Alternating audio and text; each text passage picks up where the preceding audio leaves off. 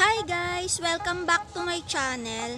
So ayun nga, magluluto na naman tayo ngayon kasi may nag-request sa akin na magluto daw ako ng version ko ng langka Ilocano style na may pagka-Bicol kasi may gata yun guys, diba?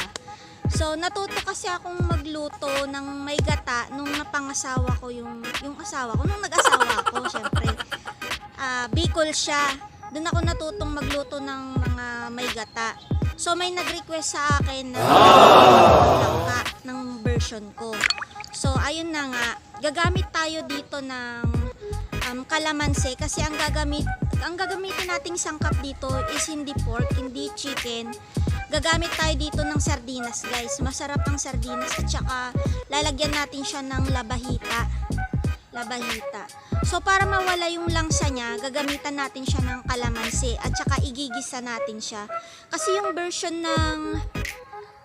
ng mga Bicol is ilalagay na yung pangalawang gata tapos ilalagay yung sibuyas at saka bawang hanggang sa kumulo. Yung sa atin guys, gigisahin muna natin siya sa sibuyas, bawang bago natin ilalagay yung pangalawang gata. So yun, namimiss ko rin tong ganitong ulam kaya nung may nag-request, sabi ko okay sige, lutuin ko para namimiss ko rin kasi yung mga ganitong ulam. So ayun na nga, magi-start na tayo. At kung bago ka lang at nagustuhan mo yung mga videos ko guys, maraming salamat. Pa-subscribe na rin po.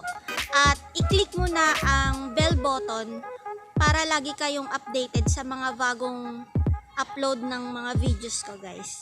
So tara, umpisa na natin.